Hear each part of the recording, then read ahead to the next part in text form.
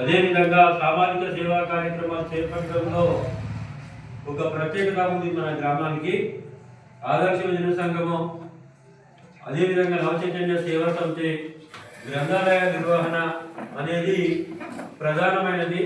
భారత సంగ్రామంలో కూడా గ్రామ గ్రామాన గ్రంథాలయ ఉద్యమాలను ఆంధ్ర మహాసభ ఆధ్వర్యంలో చాలా కార్యక్రమాలు చేపట్టి జనాన్ని చైతన్యవంతం చేయాలంటే గ్రంథాలయాలు ఉండాలి. నిరక్షరాస్యులకు చదువు వినిపించి, పుస్తకాలు వినిపించి అక్షరాలు నేర్పించే వాళ్ళ ఆధ్వర్యంలో ఆ సదుద్దేశంతో మా నవచైతన్య సేవా సమితిని మేము ప్రారంభించుకొని ప్రధానమైనటువంటి పని గ్రంథాలయాన్ని నిర్వహించాలనే ఉద్దేశంతో నడిపేయడం జరుగుతుంది.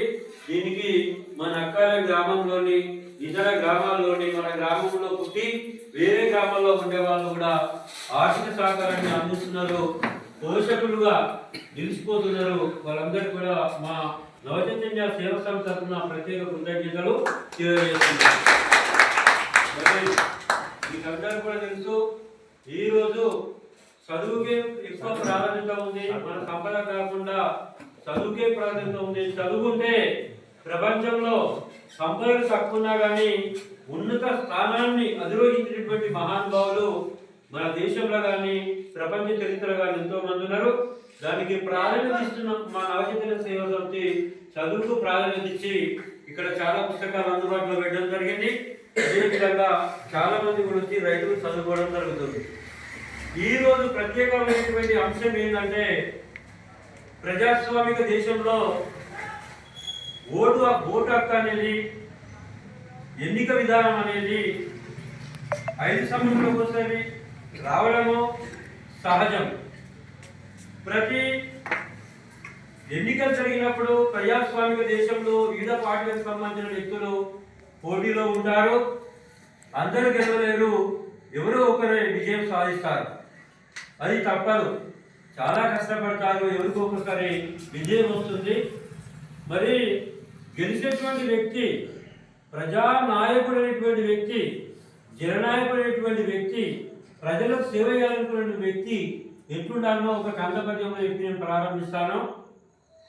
జనహిత మొసగెడి వాడును, జనహిత మొసగెడి వాడును, జనమునకై నడుము గట్టి జనియటి వాడును, జనమునకై నడుము గట్టి జనియటి వాడును, జనహితమే తన హితమని, జనహితమే తన హితమని, జనము కొరకు కదులువారు జననాయకులు.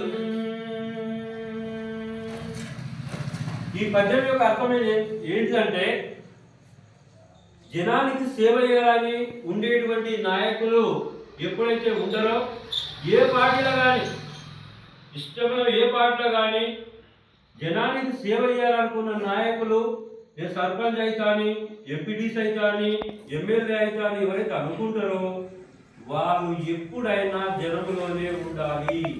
జనానికి ఒక కష్టం వస్తే ఆ కష్టం నాకే వచ్చిందని భావించాలి.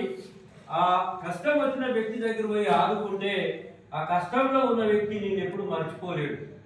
ఎందుకంటే మనం పండుగ చేస్తే వచ్చి అన్నం తిరిగిపోయినాడు గొప్పోడు కిందికి లెక్క తీసుకోవచ్చు. మనం ఎవరైతే కష్టంలో ఎవరైతే ఆదుకుంటారో వాళ్ళే నిజమైనటువంటి మన బంధువులుగా, ఆప్త మిత్రులుగా భావించాలి. అదే జననాయకుడు ఎవరైతే కావాలనుకుంటున్నారో యువకులకు కానీ పెద్దలకు కానీ నేను ఇచ్చే సందేశం అదే. మరి మన గ్రామంలో ఆనవాయితీగా వస్తున్నటువంటి పద్ధతి ఏంటంటే, రాజకీయాలు వస్తుంటాయి, పోతుంటాయి, ఒకరు గెలుస్తుంటారు, ఒకరు ఓడిపోతుంటారు, అది సహజం. మరి గెలిచిన వాళ్ళు, ఓడిపోయిన వాళ్ళు కూడా ఎప్పుడో ఒకసారి గెలిచేటువంటి అవకాశం కూడా రావచ్చు. అవకాశం లేదని ఎప్పుడు అనుకోవద్దు. ప్రజాస్వామిక దేశంలో ప్రజలతో ఉన్నటువంటి వ్యక్తికి ప్రజలు గుర్తించి ఒక అధికారం ఇచ్చేటువంటి అవకాశం కూడా ఉంటుంది.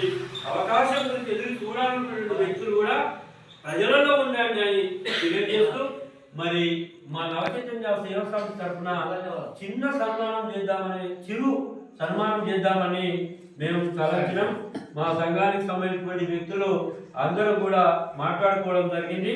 మాట్లాడుకొని ఒక నిర్ణయానికి వచ్చి మనకు తోచిన విధంగా మన గ్రామంలో ప్రజాప్రతినిధులుగా ఎంత కాబట్టేటువంటి వాళ్ళను మనకు తోచిన విధంగా చిన్నగా చిరు సన్మానం చేసుకొని కొన్ని సందేశాలను విని తెలియపరచుకుంటే మనకు ఒక ఆలోచన విధానం అనేది మన ముందుకు వస్తుంది అనే ఉద్దేశంతో ఈరోజు ఈ సమావేశాన్ని ఏర్పాటు చేయడం జరిగింది. ఈ సమావేశంలో కూడా మరి గత 5 సంవత్సరాలు పరిపాలించినటువంటి పాలక వర్గానికి వాళ్లకు వీడుకోలు తెలుపుతూ మరి నూతన పాలక వర్గానికి ఆహ్వానం పలుకుతూ సమావేశం ఏర్పాటు చేసి సన్మానం చేద్దామని మేము తలచడం జరిగింది. అందరికి కూడా మేము ఫోన్లు కూడా చేయడం జరిగింది. మరి కొందరు వచ్చారు, కొందరు రాలేకపోయారు. మధ్యాహ్నం వరకు కూడా వస్తామని చెప్పి మళ్ళీ ఇప్పుడు కొందరు కొన్ని అనివార్య కారణాల వల్ల రాలేము అని అంటున్నారు. అయినా కానీ మనకు రాజకీయాలు ప్రధానం కాదు. రాజకీయాలు వస్తుంటాయి, పోతున్నాయి, మన గ్రామాల్లో ఉంటుంటాము. మన గ్రామాభివృద్ధి ధ్యేయం. ఎప్పుడైనా మనము మన గ్రామాభివృద్ధి గురించే ఆలోచన చేస్తాం. ఇక్కడ వాళ్ళు చదువుకున్న వాళ్ళు, రాష్ట్ర స్థాయిలో మంచి నాయకత్వం వహించే వాళ్ళు కూడా మన గ్రామంలో ఉన్నారు.